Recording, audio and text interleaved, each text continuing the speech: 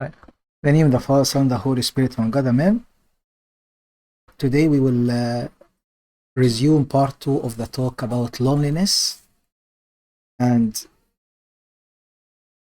I don't know why the screen just went off كده. Sorry.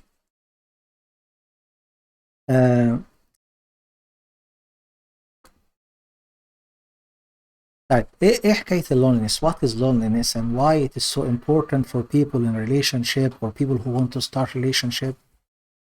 We last time talked about what is loneliness and how loneliness is different than being alone. We also focused on our age group, and we did some research finding and some spiritual reflection. We talked about symptoms of loneliness, and then we stopped at coping with loneliness. بس عشان some of you were not here, we'll just take a quick overview on what we talked about. طبعا احنا recording بس there will be interaction برضه. Feel free انك you interact. احنا we actually build everything on a biblical background, biblical foundation. The Bible clearly كده said that two are better than one. Because if one falls, the other one will help to rise up. And if two sits together, they will have a warm feeling. But woe to the one who is alone. Obviously, I can be surrounded by hundreds of people and feeling lonely.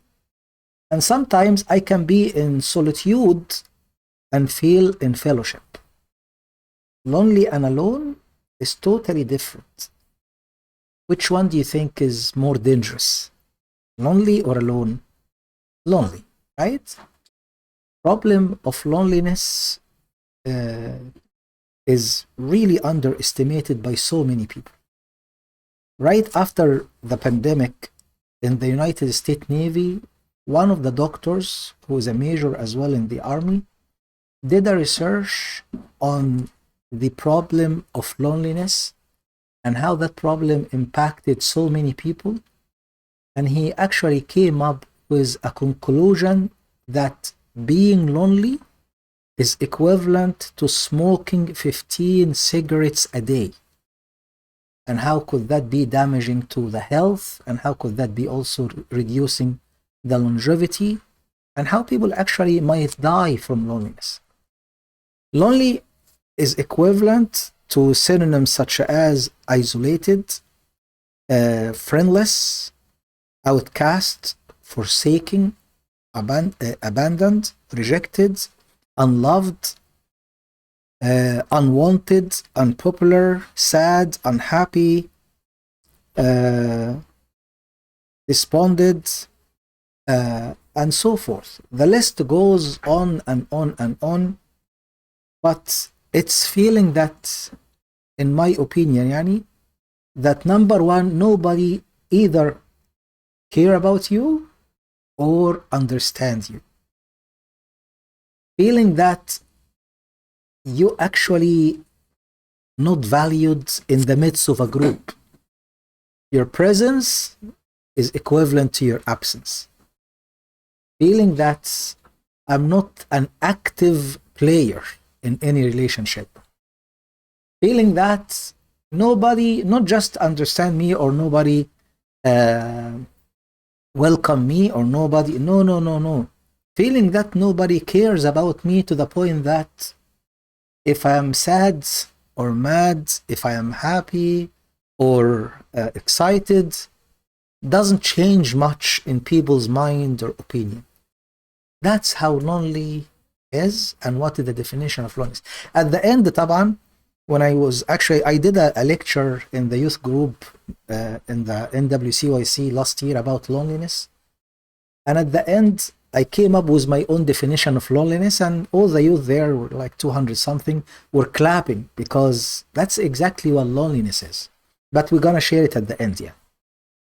So the point is, I am lonely and I'm not happy about it. Lonely person would be struggling all the time to make connections. A lonely child will be always in the fight for bonding and belonging. And for that, people could do so many things just for others to accept them.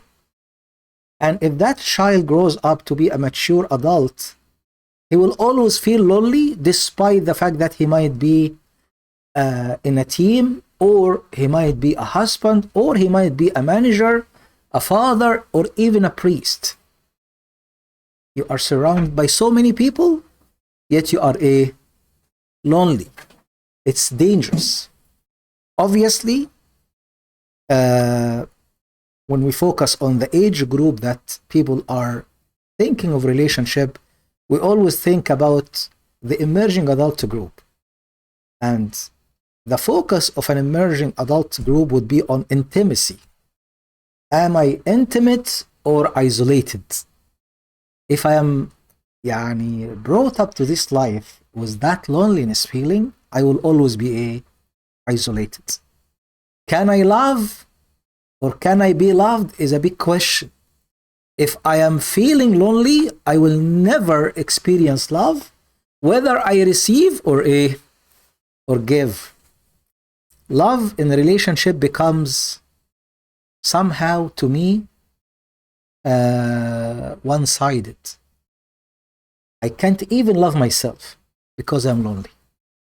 How can I share something that I have never experienced? This is just an introduction to what loneliness is. You try to actually find meanings in life by working, by investing, by joining groups, but you never feel accepted. That's what loneliness is. In the search of identity, you have a crisis because you feel like you are in an island surrounded by water, but you are alone in that piece of land. So you neither feel secured, nor able to socialize, nor able to hope for tomorrow. So feeling lonely, this is just a summary of what we talked last time. Feeling lonely is a terrible feeling. Last time we shared some graphs and figures and all of that, and it was actually scary to know that many people suffer from loneliness, and loneliness cause lack of concentration, insomnia. It actually decreases the appetite. You feel all the time doubting yourself. You can't trust yourself. You feel hopeless or worthless. You have tendency to get sick and always have a pain and ache and headache and all of that. Without going too much into details with loneliness, people try to cope with those feelings by so many things. Some of them could be self-harm. Because I have a deep void inside me, a hurt that I cannot express outside. So what I do, I harm myself so that maybe the physical pain can trigger my brain to release some painkiller hormone, and that will ease my inner pain. People don't notice me, so people could actually turn to becoming histrionic. Well, I do so many things to attract attention. I'm not seeing myself, so I want people to see me. So I present myself in a very fervent way. People could turn to numbing their feeling by substance use and abuse, by alcohol, by so many things, by certain behavior. Yet the whole problem is I feel lonely. And feeling lonely here is a terrible thing. When we look in the Bible, we've experienced characters such as Jeremiah, for example, who once felt like he was lonely. And Jeremiah, despite many things, he was lonely or alone in his righteousness to God until God brought him a disciple. His name was Baruch, to tell him, you are not alone. When Jeremiah was actually experiencing that loneliness, God told him, don't be afraid. Don't say, I am a child. I will be with you. For Jeremiah, Jeremiah was a child at that time. But for me and you, feeling lonely, even if you are 30, 40 years old, it's an indication of a distance between who you are today and the child you once was.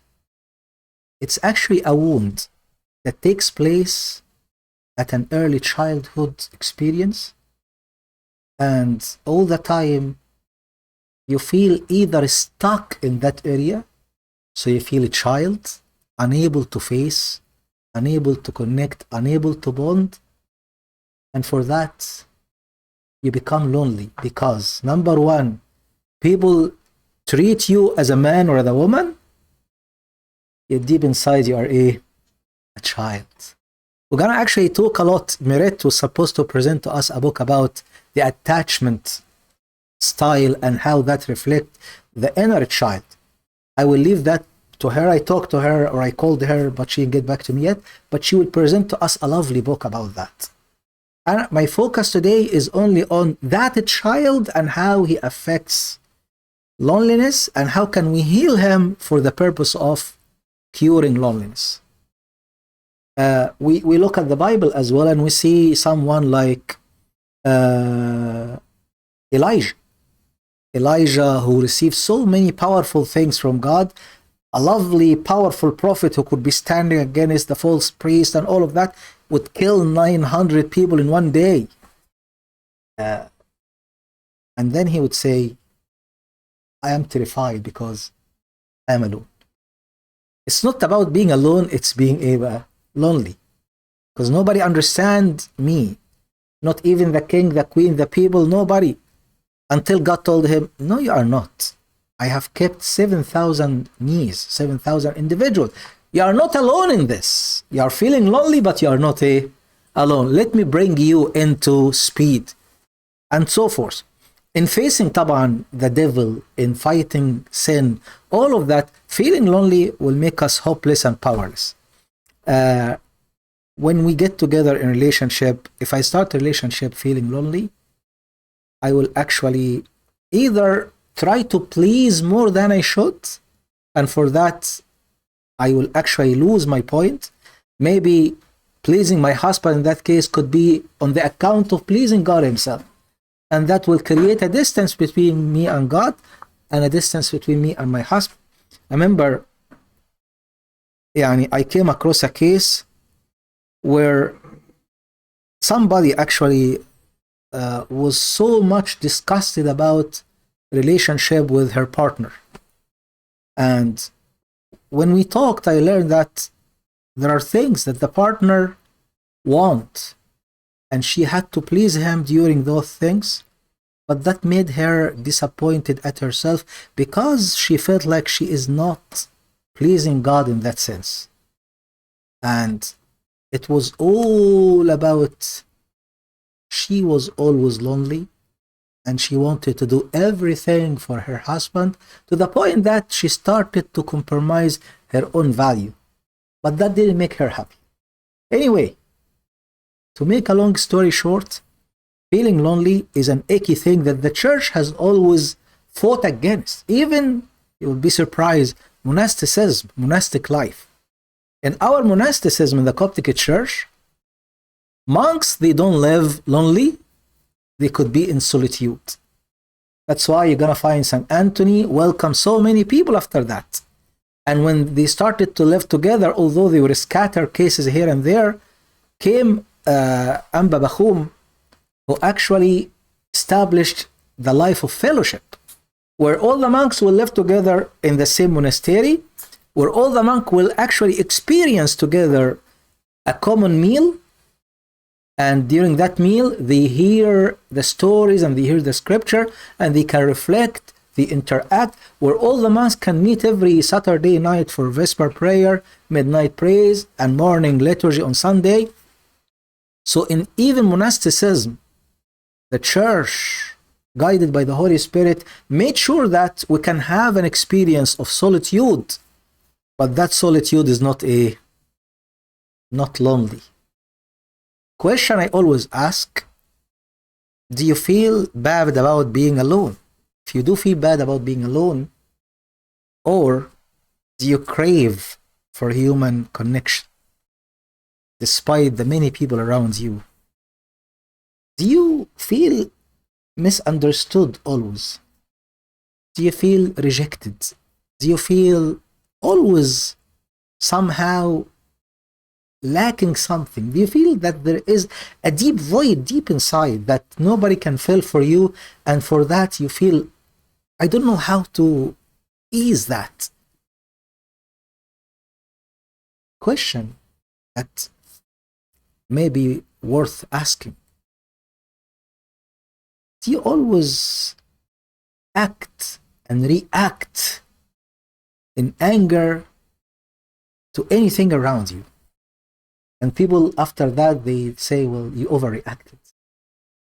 Or are you always putting yourself in a state where it is your job to correct everybody around you and to complain about everybody around you?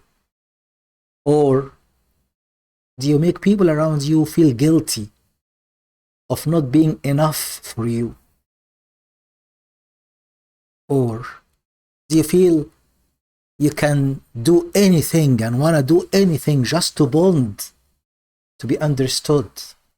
If the answer to any of this question is yes, good news, you are suffering from loneliness.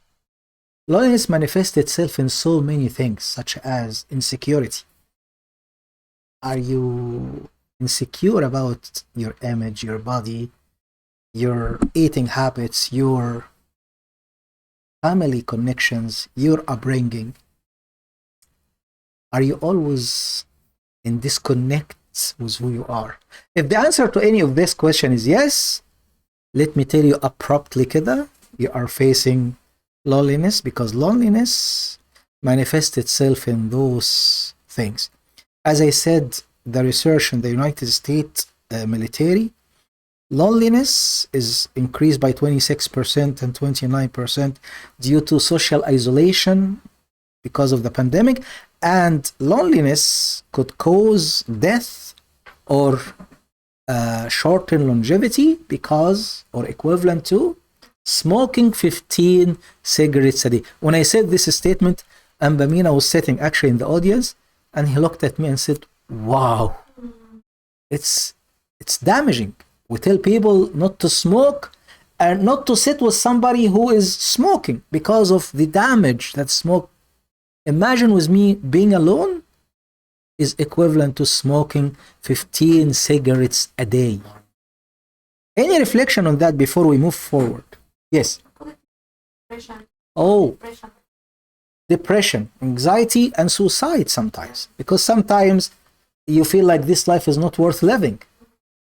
Actually, I would add to the question, have you always wanted to show things that don't belong to you, hoping that people might change their perception of you? Like somebody who always wants to be the cool person, and he wants to spend money here and there, blah, blah, blah, blah, blah, just for promoting himself. Maybe I'll be liked by people. That's loneliness. And loneliness due to a childhood problem, or issue, or insecurity.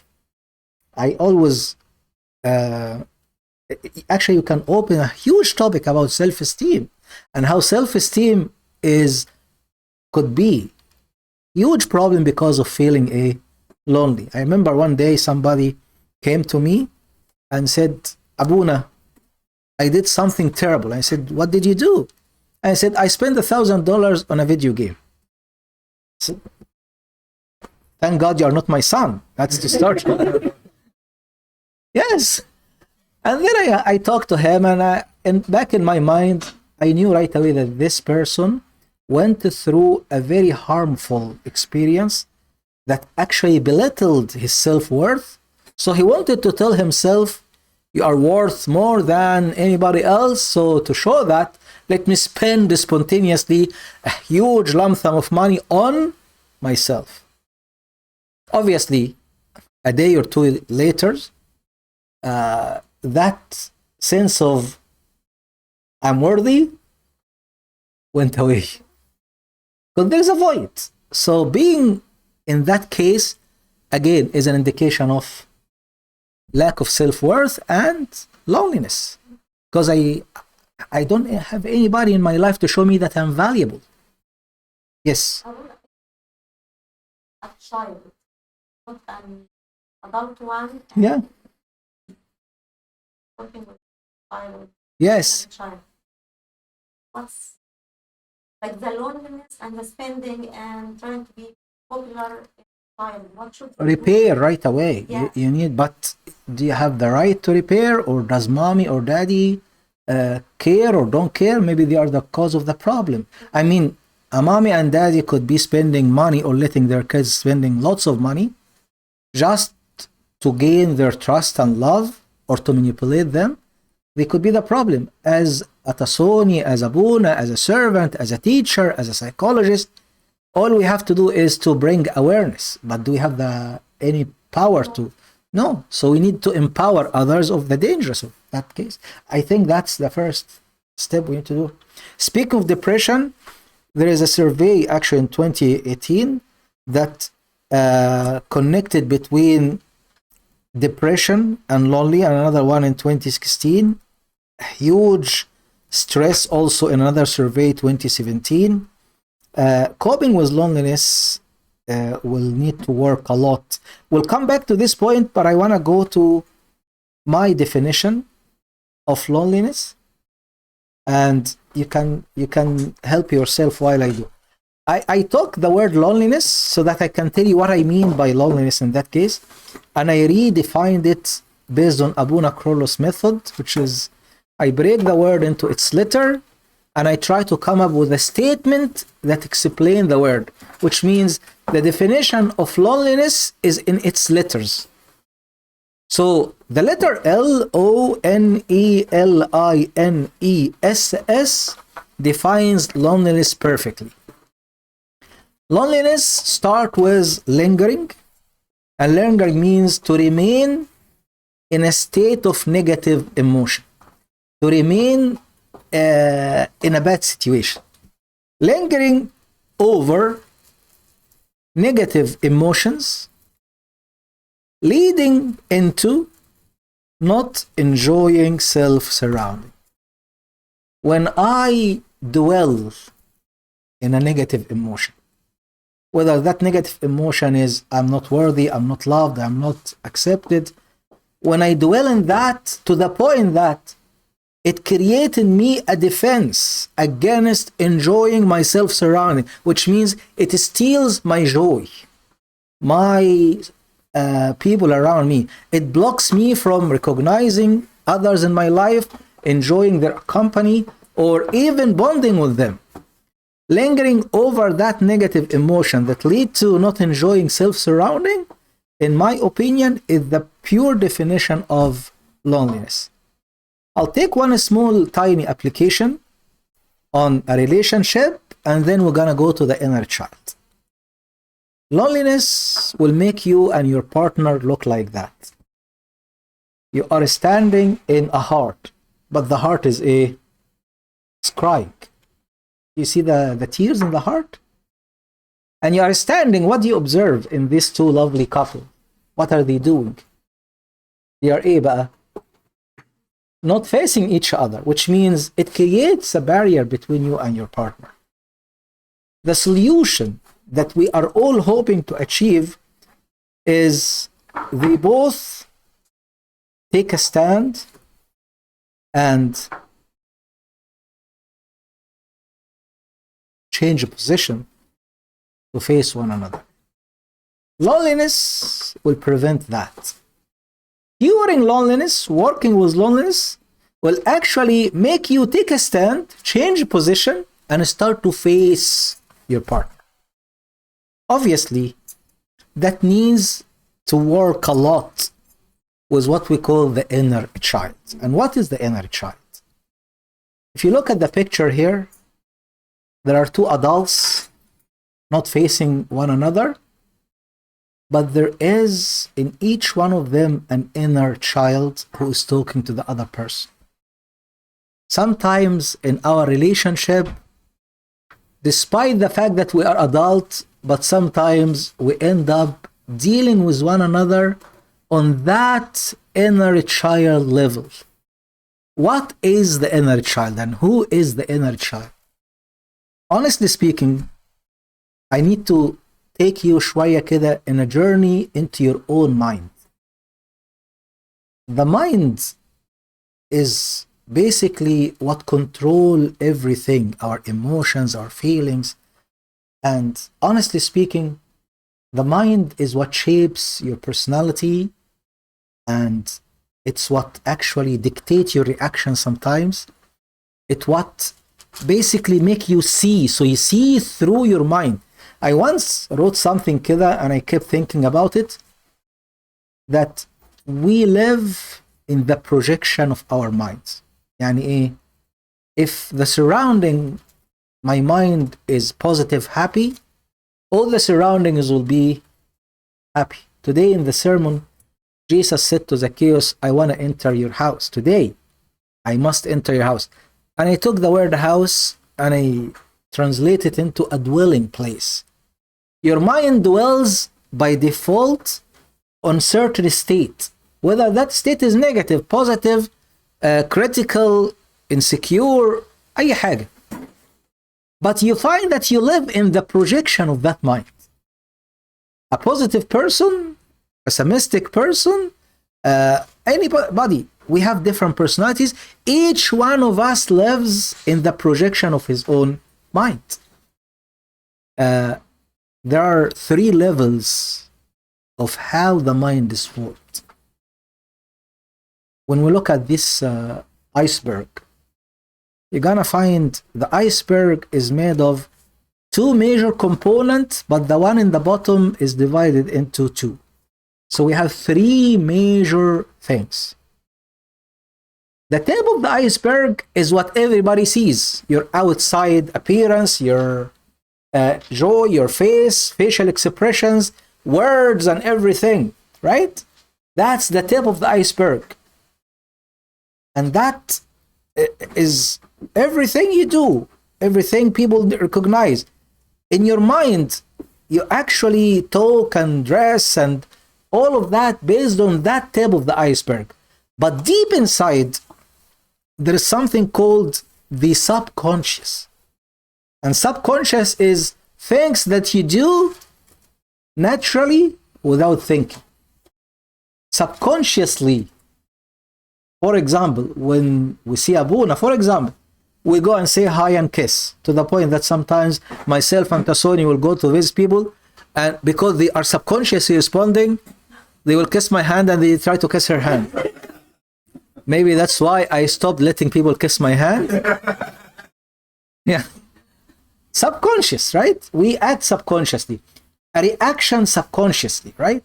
I touch a hot place and I subconsciously I react, and so forth. And there is something called the unconscious. And that unconscious is where so many things take place.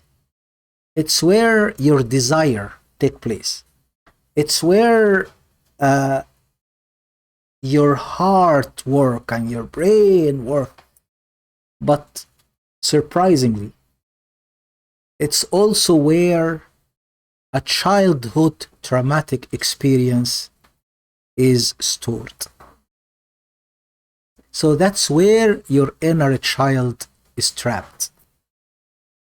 When it comes to the power and the heavy load and what takes dominant and how easy to change, is it easy to change conscious or subconscious or unconscious? Which one you think is easy to change?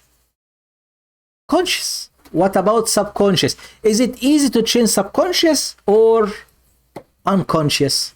Subconscious is where your moral values, your belief, everything that you learn as an engineer, you learn mathematics and you actually do lots of things, mental math.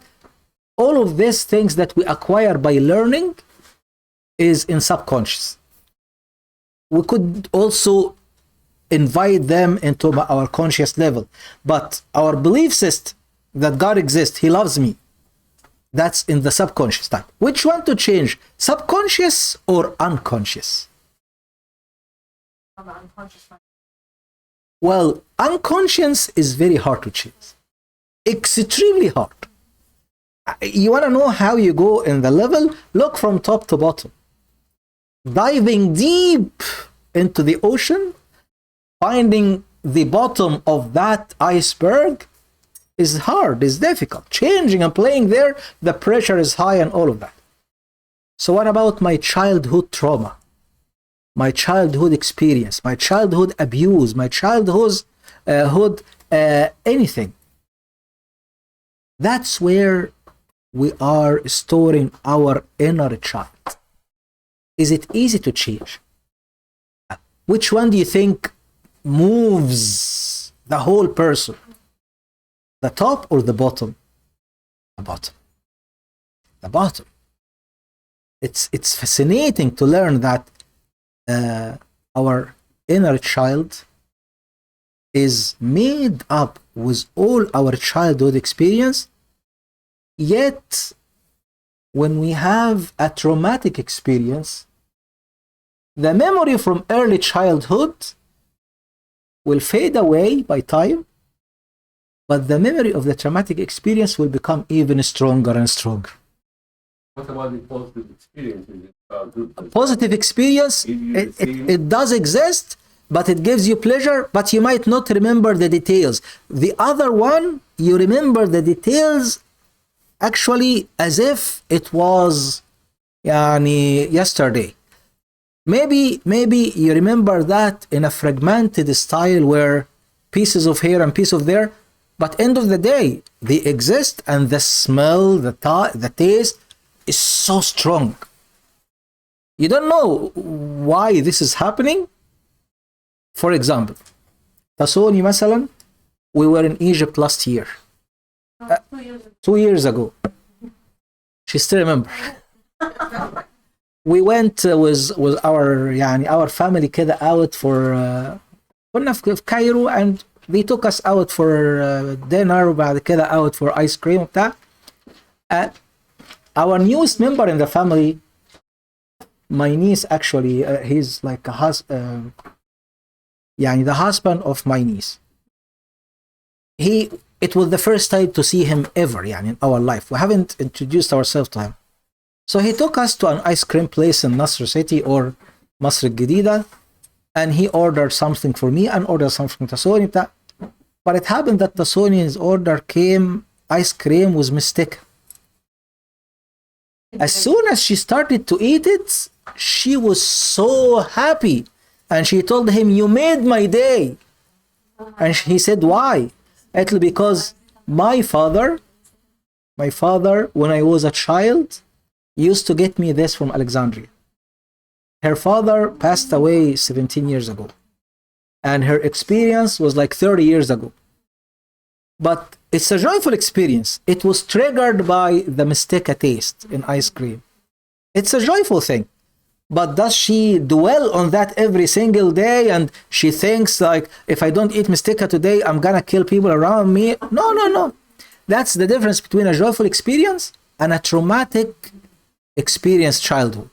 A traumatic experience childhood, let's imagine that a child, for whatever reason, was always ignored, left alone at home, was always not respected to his emotion, was always corrected by his mom and dad to wash his hand, أي حاجة. So there was a corrective, negative, insecure behavior. He will never allow this experience to happen again in his life, because his inner child takes control when it comes to that negative experience. Asoni can eat many ice cream, but when that joyful experience triggered her childhood, she was happy. But she doesn't fight for it. She doesn't scream for it. She doesn't cry for it. And if we go get her strawberry ice cream, she will eat it. But if we get her mistake ice cream, she will be happier. But what about somebody, let me use an example كده. A child who is never ever allowed to cry because every time he cries, his mom and dad will tell him, hey, be a man. Men don't cry. That child, when he grows up, he will never shed a tear. Ever. Because in his definition, his inner child is taking control that you are not allowed to cry. Right? Correct me if I'm wrong. That's the inner child. Honestly speaking, if you are raised in a house where you were not given any opportunity to express emotions, you will be suppressing emotions when you grow up. If you are raised in a house where you're gonna only be accepted if you are a doctor, you will reflect that in your children when you grow up. If you're raised in a house where you can't have allowance to spend on yourself and you have to give credit, you have to give back accountability and all of that, which something right, but not feeling guilty of spending a $5 on yourself. When you grow up, you will always feel either guilty when you spend, or you will actually break the chain and you're gonna be spontaneously spending all the time, because there is an inner wound that you inherited. Your inner child is wounded, and honestly speaking, that wound is what makes you behave somehow certain ways. When you grow up, sometimes you meet an adult, and when that adult behaves, you tell him, don't act like he's acting like a child, but he's not acting. He is living based on that inner child. I don't know if that's a definition that makes sense or not, but I hope it is clear. Any comment on that before we move? Do you understand the concept of a child, inner child, who he is, how he is developed? And in fact, in each one of us, there is that inner child experience. Yet the problem happens when that experience resulted in wounded inner child. There is a hurt. Go ahead. I see it happens when we have like some families, but some families have just one boy and girls. Then the girls has to be like a servant. Oh, entitlement. And he will be entitled. Yeah. Then when he grows up, he wants that entitlement to happen with his wife as well. Absolutely. Everyone serves me anything. Yes. And that's something. Yes. مثلا a middle child. I am a middle child. يعني I have few brothers and sisters above and few below. But I am literally a middle child. A middle child will always act as a mediator and will always act as how to serve people around me. You're gonna find me enjoying my life when I get into a problem, and the result is I reconcile people. It's the delight of my day. Or you're gonna find me extremely happy when I bring two souls together for a soulmate and I help them in the relationship. That's the delight. Because my inner child is a middle child. You will find it with my brothers and sisters, my mom, everybody, but you're gonna find also in my joy. At home, I love to help everyone, which is, I'm not taking pride in that, but I'm saying a middle child will do that. So our behavior as adults will be dictated by our childhood experience. Let me add to that. And if that childhood experience included traumatic experience, our inner child becomes wounded and honestly becomes trapped in that unconscious level, and honestly will result in always feeling lonely. Why? Because no matter how many people interact with you at the outer adult level, nobody understands the inner child. Is that clear? It's clear, but so far, now I am dealing with inner child that has been somehow injured from the actions of people around him that are all the time done in good faith. Not just around him. It could be your own personal experience. you were playing with fire and you hurt yourself.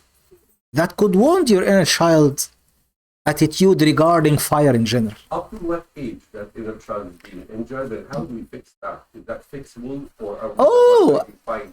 I wouldn't use the word fixable unless you consider مثلا psychologist mechanics. It works better for me.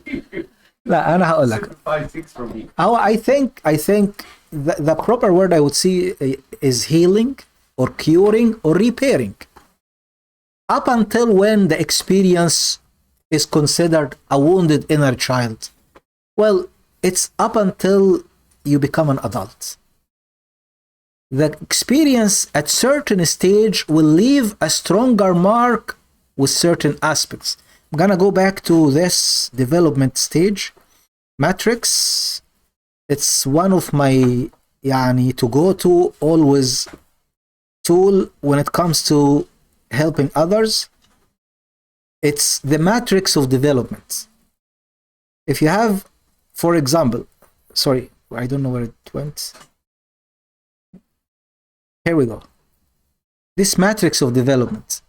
If you have an experience before 18 months, your focus will be on trust versus mistrust.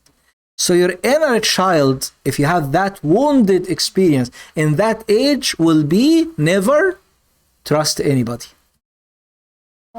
Attachment. It has to deal with attachment. Can I trust the world around me? Absolutely not. Right? Because the experience took place at that early stage where your focus was on trust. What about between 18 months and 3 years? It's all about autonomy versus shame and doubt. Can I experience something? A child who is playing around and all of that, طبعا using safety tools and everything, but always mommy is so scared. Don't touch this, don't touch that, don't شعرف don't it. That child will always be shy to try, will never be autonomous. He will be a follower. You're gonna tell him what to do and what. Imagine a girl in that age and mommy never allowed her to choose مثلا her own clothes, her own dress, her own hair مش عارف بتسموها ايه. That girl, when she grows up, she will never have the power or the trust of building her own home. احنا Stephanie, because she is planning her life now as a relationship, engagement and all of that, Tasoni made sure that she is raised up with full autonomy. Yeah, we are there for consultation. We are there also to correct and help and all of that. But we pay the price now that sometimes she doesn't share with us what she's doing. She surprises us, although it's a good surprise. But that's the sense of autonomy. Let's say, مثلا, I'll use it as an example. ولا بلاش?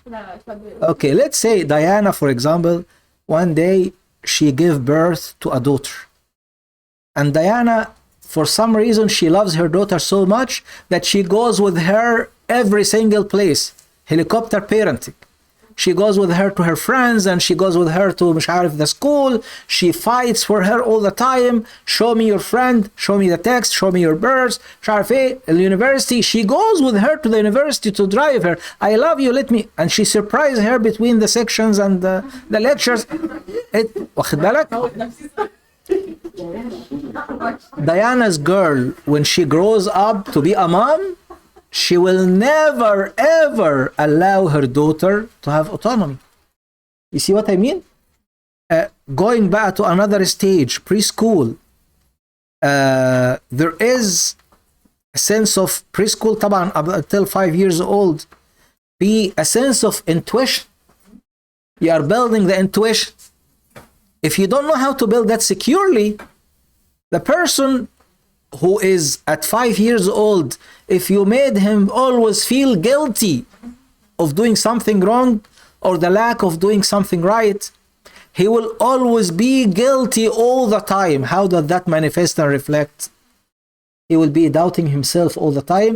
He will be apologizing 20 times on something that is not worth apologizing. His inner child felt that I am wounded because I am guilty. So he will always be guilty. You see what I mean, doctor?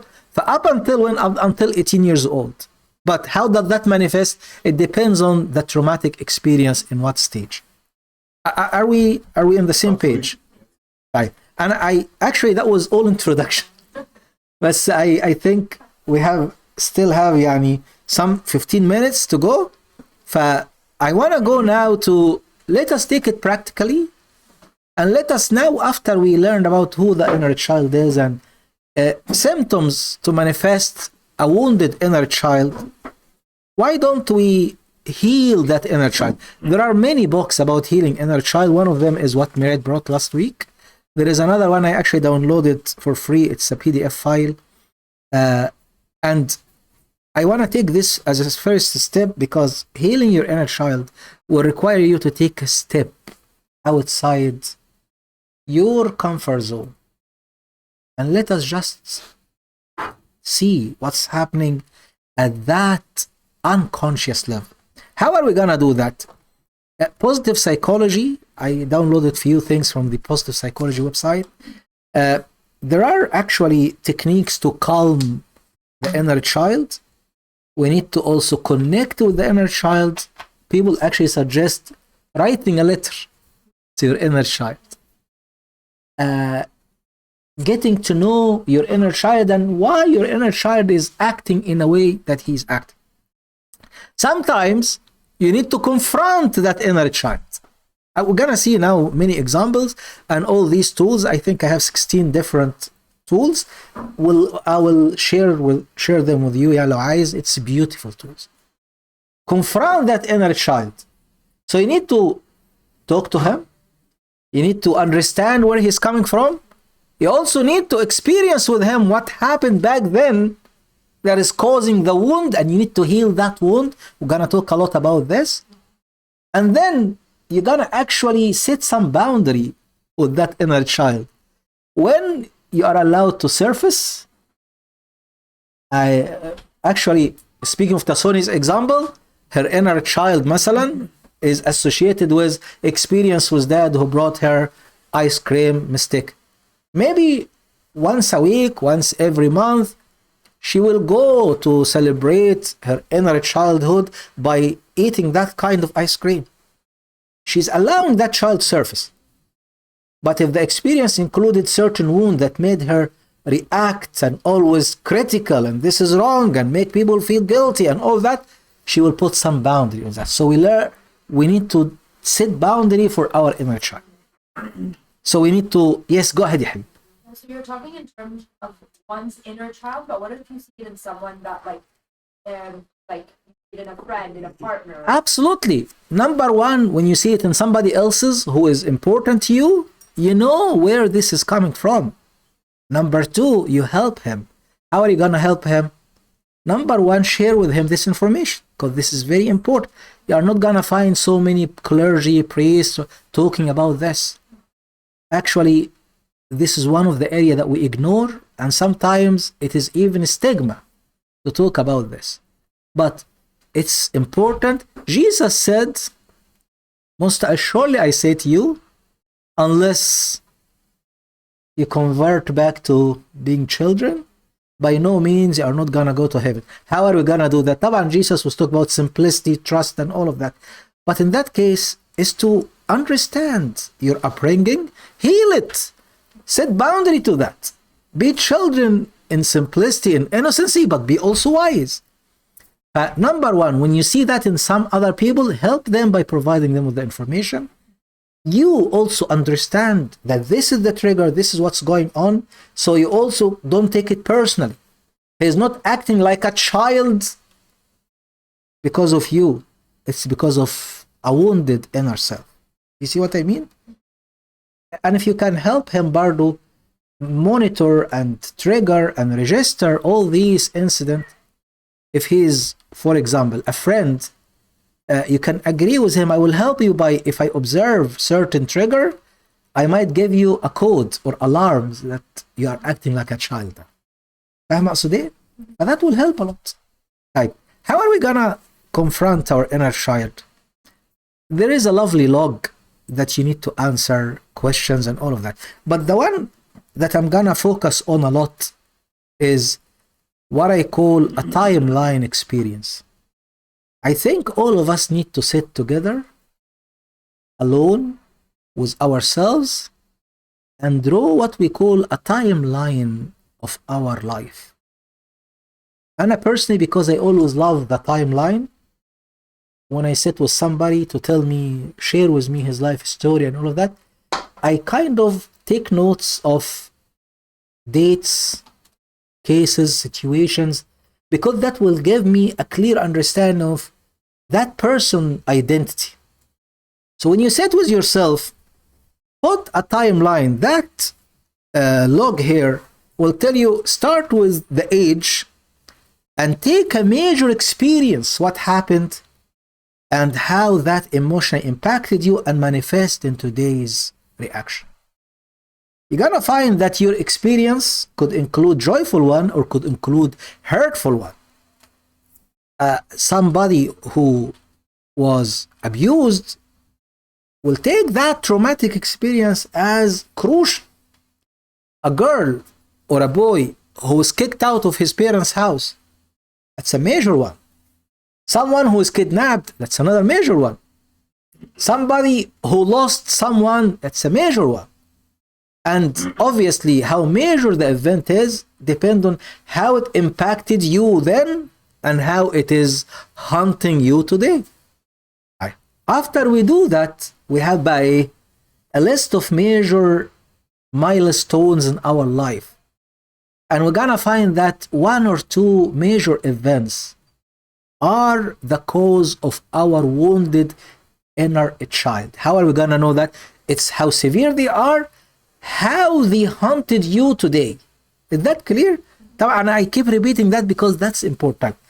What are we gonna do with that? We take that event that we identified as crucial, as a big wound in our inner child, and we're gonna digest that event. Obviously, we're gonna have a conversation with our inner child and blah blah blah blah. But we take the event and we're gonna digest it. Me personally, I use حاجة اسمها كده 4 quadrants. ايه ال 4 quadrants ده؟ 4 quadrants ده يعني I put my name, the age of the event, what happened, يعني when that event took place. I was 7, I was 3, I was blah blah blah. And then I take the first quadrant that should highlight me in the situation. When I do that with kids, I ask them to draw something. Like, let's say, a child lost his father when he was 3. A child saw his mom hit by the train when he was 7. A child saw his dad beat his mom when he was 9. So that's the event. I first draw something to represent myself in that situation. And I ask the child to draw it and color it. And then on the other side, I ask him to draw the event, but about the people in the situation. And then I ask him to draw the event about the whole world in the situation. And then I ask him to draw the event about God in the situation. One time, and I think I shared that once in the family meeting, I was helping a child who was 15 years old who experienced something traumatic when he was young. Yani, it was terrible experience in the family. When I asked him to draw himself, he drew himself, his throat cut off. Another time I asked someone who's an adult, he drew himself under a bulldozer. وأندر bulldozer يعني إيه؟ يعني البلدوزر destroyed, devoured him. This is how severe recalling the experience could be. Right. What about the world with that child? Because it was a fight between mom and dad, so he drew mom and dad at distance, but there are knives coming from the mouth of each one of them because they were yelling and angry at one another. طبعا when I asked him to color it, he colored his dad's face completely red. So I knew right away that his mom threw salsa on his father's face. Or his father was angry. One of the two, yeah. So when I asked him to draw the world at that time, he drew police cars and guns and all of that. So I learned right away that police was involved. And when I asked him to draw God, he left the page blank. And I told him, oh, you forgot to do this. And no. So I want you to draw where God was in the situation. How did he look? He was not there. I told him, how come God exists in every situation? Just to make me stop asking him to draw God, so he put a dot. Said, what is that? Ali, God was so far, I couldn't see him. That's a child. That's a child. So when we take this inner, or when that child grows up, if that experience is not cured or healed, he will be resentful to God. He will be either an angry husband or he will never be in a relationship. He will be suspicious of police all the time because they are the ones who broke his family. Obviously, if we take that further and further and further and further, he could be also a serial killer. And that's how people develop. It's an inner child wound, a traumatic experience that never healed, to the point that when it surfaced today, it manifests itself in unexplained behavior. Yeah, I hope Nana I'm making sense. Any question? Someone getting in a relationship Yeah, with someone. Our meeting. yeah. How do I know partner that I want life with doesn't have problem with Oh, that can absolutely. affect my Absolutely. marriage life? Absolutely. In our talk about phases of relationship, we always say that when we move from one phase to the next, the level of trust should also increase.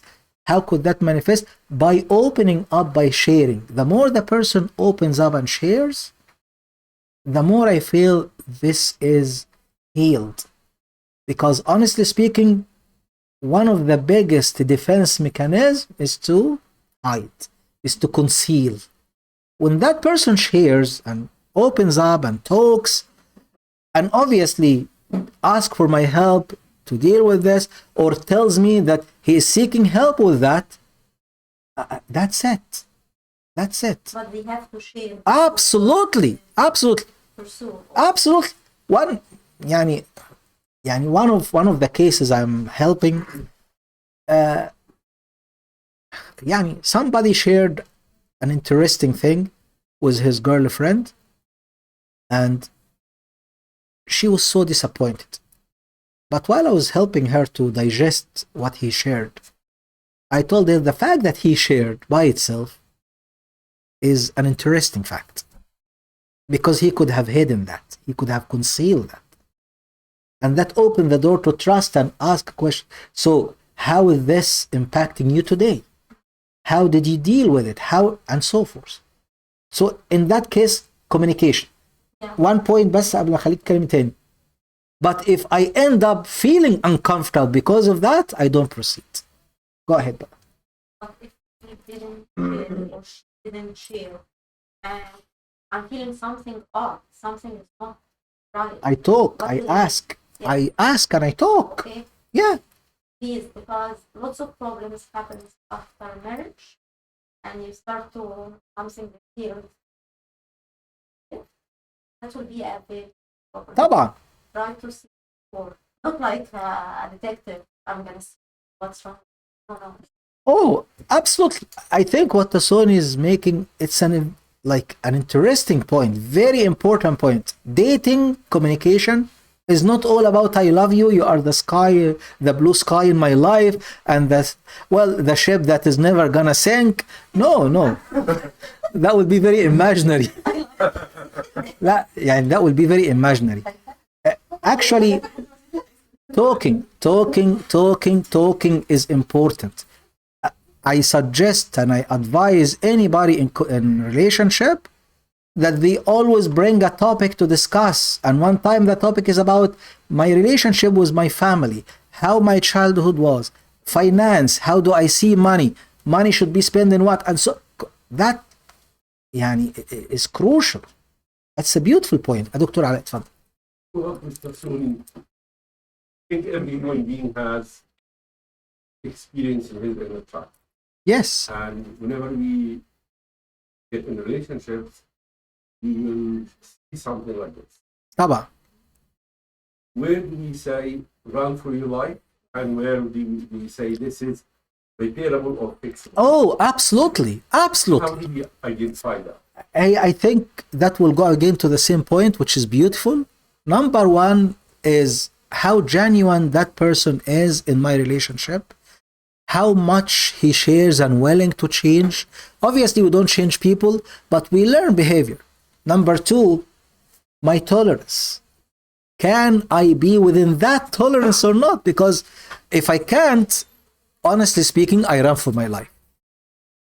But if you can now, when you are before marriage and living with other for forever, and now You will never. طبعا. you can't after marriage. يعني I will use the example I used earlier, and we are just done. يعني we are only 3 more slides and that's it. The example I used earlier, while I was talking to يعني someone about something, she told me, okay, يعني it's either a yes or no question. Should I stay or should I leave? And I told her that's not for me to say, because a tiny thing like that could be a huge thing for one person, and a big thing could be tolerable for another person. Maybe the question I have for you, did you have enough time to digest it alone and to come up with your own comfortable tolerance level? Can you tolerate this or not? Is it forgiven by God? It is. But do I have to tie myself or bond myself with that person against my own comfort? Absolutely not. That's a beautiful question. اتفضلي حبيبي. But I didn't put a video relating to the case when I told something. مثلا يعني. I just, in my mind, maybe I think sometimes black and white. If she has a doubt, I think she Oh, absolutely. if any doubt, Well, that's it. just get out. Like, don't. This is not something you know. That's exactly, and it goes back again to the Our point. marriage as Coptic Orthodox is not like I will try and I'm gonna fix or No, and if it didn't work, we will leave each other. Not us. It's like when you get married, you're married. Then try your best, understand, and if you can't live with that, absolutely. live with it. Oh, but we need برضه to be شوية careful from certain point, which is I also need to know myself. Yes. Am I a perfectionist and I always seek the ultimate in everything? Am I allowing the person to grow in that? And if I cannot, obviously I shouldn't. If I still have doubt, I run for my life or I run out. All of that are so beautiful. At the same time, I need to be also in peace with myself. فاهمة أنا أقصد إيه؟ اتفضل. Yeah, and we are not perfect. Like I'm talking to the girls right now. Like all of us has some weaknesses. I don't have to have someone who everything something. It's okay, I live with that. Like he doesn't have to be rich and handsome and fitting and has a very very high job. Like everything. It's a package. It's a package. Yeah. It's a package. It has to have something. Base, but you can live with it. And برضه أنا كلمة I told Tasoni, I think when we were engaged, like maybe back then, 30 years ago ولا حاجة. No, wait, no. 26 years ago. قلت لها today we are starting يعني we're almost starting at level 0 we are still I was just graduating, she was still in university. Till today we are starting at level 0. But I promise you that our life will always be on the positive side, meaning we will always be better. Because I trust in احنا when we put the effort, God will help us. And the definition of better doesn't mean richer, doesn't mean, but we are always gonna be progressively moving forward. And I think that's something that put in our hearts a hope to work together towards tomorrow. We try to improve our personalities, our sense of behavior, our sense of being, our education, our family life, our marital life, our social life. And I think that's what every couple should focus on. Together we are a one, بس عشان relationship better. Together we are better. Yes. When I said if you have a doubt, I mean doubt about the person. طبعا. I didn't mean finance or لا. work but Absolutely. if as a core of the person you feel that you are not really 100% of Absolutely. that core, this is where you should not compromise. Absolutely. But all the circumstances, things goes up and down all the time. Nothing is fixed in this world, but Yeah. the personality, the values. Absolutely. هو أنا بقولها in my own way to the couples usually in a private talk. If today you are not 100% sure about this person, don't accept the proposal. But after proposal, until getting married, before marriage, know that you can break. But to make the decision to accept the proposal, you have to be a 100% sure type. Until marriage, maybe something else will surface. Maybe مش عارف ايه. If you are not sure 100% that this person I can live with it, don't proceed to wedding. And so forth. Every time I make a commitment, I need to be 100% sure, I have no doubt.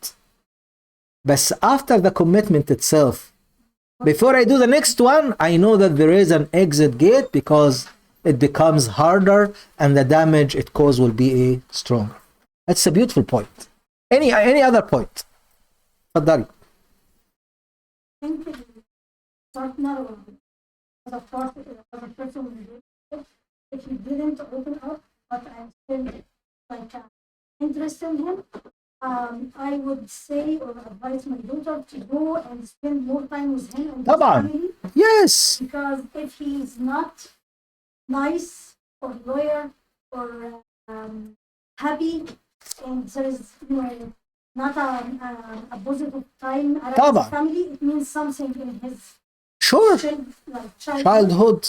And if I need to discover it, if I couldn't, so I have to at least hold up. Absolutely. We get we always try not to be emotionally blinded. We need to be observant. احنا عملنا مرة توك على حاجة اسمها experience senses, الحواس المدربة. ازاي الواحد يبقى عنده experience senses to recognize. It's beautiful. سامح حبيبي. What are the chances after digging and bringing the inner child to the surface and bringing all negative experiences? Yes, that's a beautiful question. To بس be كم. just a source of negative thoughts. ما عشان كده that's a beautiful question. I was actually gonna say that, but thank you so much for asking. Be careful that bringing that child or recalling that inner child experience, touching that wound, is really traumatizing and triggering, that could even be worse than leaving him asleep down there. How are you gonna do that? You need to do that with the guidance of somebody who's qualified. This traumatic inner child healing can never be on your own. Sometimes it doesn't have like a major disaster. It could be just like. لا أنا you know in your case it doesn't happen. I'm trying to find it. I know that. لا أقصد إيه؟ ما هي the trigger always will re-trigger, but bringing this experience to the surface is like catching a rat. It will stink. But it doesn't hurt to be in the company of somebody else who is qualified, who is professional, who is, or somebody who is genuine, caring about you, that together he or she can comfort. يعني أقصد إيه؟ يعني don't do that alone. We are talking here about loneliness. Loneliness in that case will be as if you are diving into the bottom of the iceberg without an oxygen mask. Yes, that's a defense.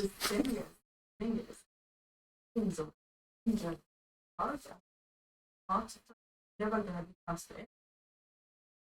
Actually, you are Hmm. Absolutely. Yes, absolutely. It's a wound. It's a wound. فleaving a wound to heal on its own might cause infection. I have صح؟ to add, I'm not sure, but like, there is some part of the community they had like a very bad experience in the past, Yes. and they bringing their inner child to the surface. Yes. And at the point they keeping the inner child on their minds all the time, and it turns, I see, not to the best all the time. طبعا. But not necessarily it's because that, like, because it's really Yeah. something was buried and just and make it so hard to get for there. And now I can see this. This is I know what you mean. With this community, it's more about this trauma never lifted. Yes. Never rebuilt the whole, never came to it. So I didn't bring them, and now they're suffering. No, they are lifted. Oh, هي المشكلة. I think we have in the family meeting a talk about trauma. مش احنا عملناها trauma؟ عندنا لسه part 2. بس what is so unique about trauma, unless you deal with it, unless you heal from it, it will always haunt you. That's it. That's what trauma is. يعني خلاص. have to be Absolutely. You need to heal. Yes, Ala. In medicine, we go through, I am allowed to say passion. You go through, find this, this, and ignore this, you have to do something about it. 20 years down the line, you come back and say most of these don't need to be treated. It can be considered within normal. Yes. I take an example, if somebody has a benign tumor that's sitting there and I take everyone around that has this tumor, I'm going to be doing surgeries on half of the population at age 50. If our knowledge have changed in the medical field and we are getting to know better, how do we know that in psychology, when you say that this is a trauma that needs fixing or needs curing, 10 years down the line, the data will say, actually, that was not in any way helpful. It did not need to be addressed. This is something that you could... Absolutely. Can I counter that back to you? Yeah. As a doctor today, if I come to you asking for medication, are you gonna say wait 10 years until they discover something else, or are you gonna give me a prescription from what you know today? But that doesn't in any way make me super comfortable taking medications for everything that's not causing لا ما اقصدش. No ما اقصدش. What I'm saying is what we know today is what we are trying to use. Yeah. Hopefully, if we discover something better, obviously طبعا we'll apply it. But based on طبعا the medicine field, based on psychology, based on that, it is always the feedback that we get, the result of what we've done.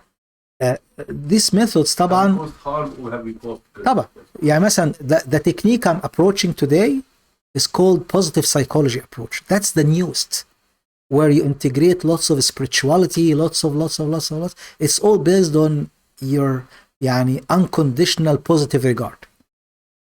It is positive psychology, and that's the newest thing. If something else comes up tomorrow, absolutely, I'll be the first to learn it and apply it. فاهمني اقصد ايه؟ بس يعني can we guarantee? We hope طبعا، بس nobody can guarantee anything. عشان كده we need to do it not alone. طبعا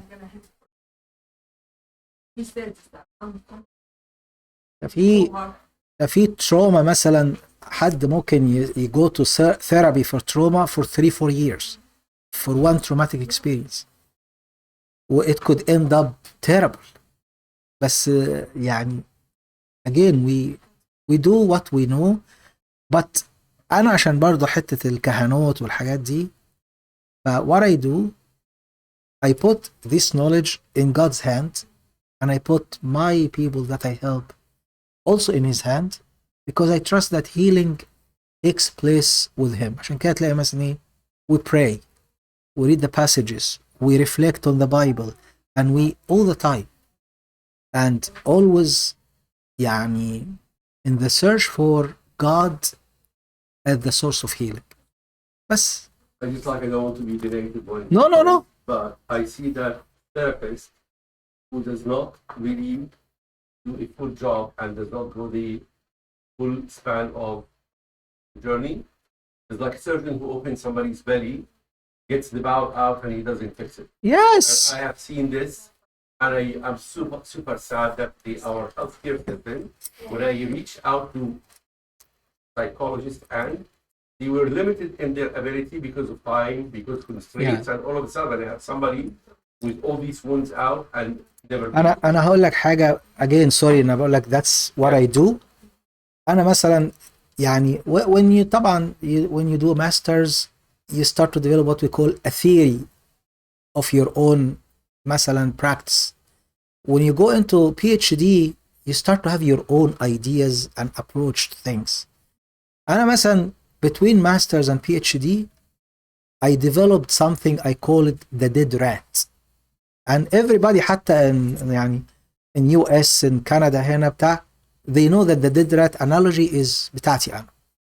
What is dead rat analogy? Are you okay for another 2 minutes? Okay, it's Abuna Carlos analogy بقى. ايه dead rat analogy? What I tell people is in our life we somehow build our house, our dwelling place, our place of comfort and shelter. Obviously everyone's experience is different, but sometimes there are areas at that non-conscious level that's considered a room where every time I enter there I smell a bad odor. What do I do to take control of that? I spray air freshener. I come back again in an hour, the bad odor is still there. What I need to do is I need to find where is it coming from, and if I use the dead rat analogy I will assume that there is a dead rat, could be hidden in the wall under the carpet somewhere. So finding that dead rat is the therapist's main job. How do you find it? You smell here, you smell there, you smell there. That's with questioning. And the moment you ask a question that triggers the person to break, to cry, to become emotional, you know that you are close to the dead rat. So you need to do more insight. Cut the carpet, make a hole in the wall, right? The moment you open up, the smell will be stronger. Some therapists do what you say. They open, they expose the problem, but they don't heal. Type, what do you need to do? Well, I need to put in my own hand some tools so that I don't get exposed myself. In counseling, they يسموها counterinterference. I take that dead rat, I throw it away. Sometimes I could even take part of the building, throw it away, replace it, and clean, and sew it back again, fix it, close up, and do ايه بقى؟ ايه؟ Healing. بعدين في حاجة ايه بقى اسمها ايه؟ Repair. air freshener again. Air freshener. ايه بقى؟ الاير فريشنر ده is your defense mechanism. I feel icky, I feel self-esteem, my low self-esteem, I go spend $100, $1,000 spontaneously. It doesn't make me happy. It will make me happy for an hour, but the smell will come back again. Finding the problem بقى is always traumatic childhood experience or touching the inner child wound. Bringing that to service will need some help, tools, because it might be triggering something else. Replacing things, there are memories in your life that sometimes, no, actually we need to خلاص. This was over. If this people or this place or this experience is still harming you, cut it off. We don't need this relationship. Sometimes I ask people to do even angry letter to cut this experience. وبعدين we saw وديك بقى healing. بعد كده I tell them, why don't you go and celebrate? Do self-care. And that's the ايه بقى؟ air freshener. Do you see what I mean? That's a complete job. عشان كده أنا مثلا my approach to sermons, to counseling, to everything, I call it the holistic approach. ليه holistic? Because it looks at the whole. A girl coming to cry to my office because she did something terrible, blah, blah, blah, blah. It could be a problem of rejection at home or with family or with friends. Her grades are declining. It could be, you know what I mean? So it's a holistic thing. I don't look at just one. That's my approach, which means I agree with you. I hope that answers you. Answer my question. Yes. So when you are asked about the dead rat analogy, you know بقى that's Abuna Kronos. Not the dead rat. The analogy. أي question تاني. طب احنا طبعا بعد كده هتحط boundary وبعد كده هتعمل gratitude journals وdo self love and all of that. Healing that inner child require you to know the traumatic experience, deal with it from a trauma perspective, and do forgiveness from Christian perspective, journaling and all of that, change the narrative and so forth. احنا today we just focused on inner child issue with loneliness, but the inner child is a huge topic. We're gonna do more lectures on that. Any question or comment? احنا done. أي بنتي. Yes, internal boundaries. I thank you so much. 1 minute only بس. طب ايه internal boundaries؟ خلاص we know our inner child and we know the triggers. What makes me behave like a child, what makes me react like that, and I know. So I will put boundary to my own self, when to allow myself to act like that, in what situation, and when to celebrate my inner child. As I told you, Tasoni can go every month to take ice cream with Mystic. Yeah? She can. I said she can. She can go. That's celebrating your inner child. Allowing yourself to be a child again. Going, doing something, playing. كان في موفي كده in English اسمه Grown Up تقريبا. Grown Up مش كده؟ Grown Up ده دي يعني it's some grown up who decided to relive their childhood experience again. Allowing yourself to do something like that but not like grown up, حاجة similar. يعني why don't we one day go مثلا skate, another day go مثلا swing. When we go to vacation, why don't we play with kids sometimes, our own kids يعني. I'll go back to childhood and I'll go back and say internal boundaries and how sometimes خطياتي أمامي في كل حين sits in front of you to bring this behavior that you've done. That means you discuss with yourself that how on earth you do so. And I go to Abba Mina, your friend, and when I was super young, I went and I said, this has happened, this is what I've done, this is what and he just like looked at me and said, didn't he forgive you? Yeah. So why are you doing that? Absolutely. And this is something that we fall into, that we keep beating ourselves. Yeah. When he has forgiven us. Absolutely. Absolutely. This is where spirituality comes and say, yes. Don't allow this to bug you more because it has already been paid for by the blood of Jesus on the cross. عشان كده في one of the exercise actually I use it a lot. It's called the gratitude journal. عارف طبعا they ask you to write what are you grateful for. You know what? I ask people to put in the first line, I'm grateful for forgiveness. Being forgiven. It's beautiful if God forgives me. يعني honestly. If your girlfriend forgive you, if your wife forgive you. بس عشان برضو ما برضو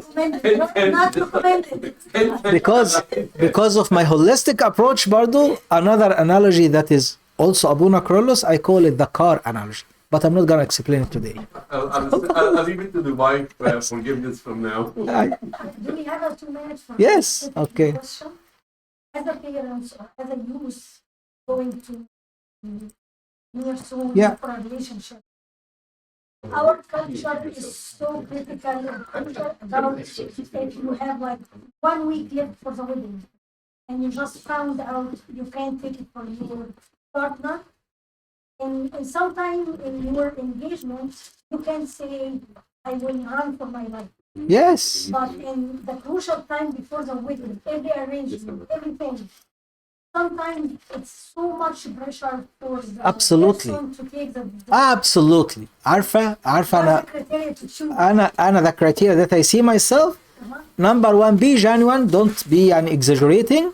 But if you know for sure that this is a deal breaker, run for your life. يعني one time I was helping a lady. She is in Europe, not here يعني. وبعدين while I was talking طبعا يعني she came to me after she was divorced and she has a child. But while I was talking to her, she shared with me some information. I said, when did you learn this? قالت لي the night of my wedding. قلت لها طيب, and that broke your life, your marital life today after you have a child. قالت لي yes. قلت لها why didn't you take that action the night before your wedding? قالت لي because of culture. قلت لها how did culture help you today? You ended up having a child and breaking for the same reason. Just فهي honestly like to highlight. ده لو على باب الكنيسة Right. ما run for your life بقى. Totally agree. بس be genuine that you are not over exaggerating. عشان برضه ما نبقى ايه لان some people exaggerate. At least postpone it.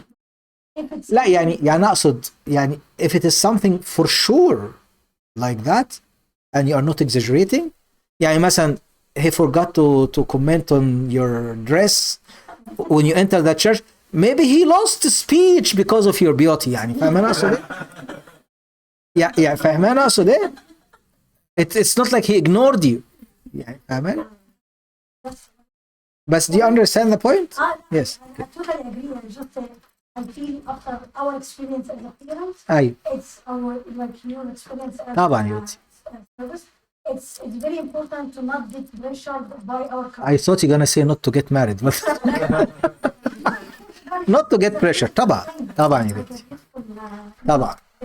And you as a parent, you need to also make sure that your child is in a relationship for the right reason and they are not trying just to get married وخلاص. And they are many signs. برضو another case I was helping, many signs were so obvious that this is not gonna work, but she continued just because she wanted to get married, and the result was disaster after. أنا عايزة بس أقول لك كده. Yes. قلتها قبل كده زمان على Yes. إن Arabic يعني كلمة اسم فضة. أي. It means speech. So as much as We speak. طبعا يا بنتي. طبعا. Not just طبعا. We talk. poetry in the sense that in speech as in general we open up the طبعا. character. هي communication. عارفة when you buy a house بيقول لك location. When you buy a partner it's all ايه؟ صدقني حتى الهاوس يعني اختار الدور قبل الدور. طيب I wanna thank all of you for coming. I know loneliness we could never have يعني done it without you, and I hope that يعني whoever is suffering from that loneliness symptoms can find comfort in connecting and bonding with his inner child. You need help طبعا, you know what to do. Thank you so much. God bless you. Let's stand and pray in the name of the Father, Son, and the Holy Spirit.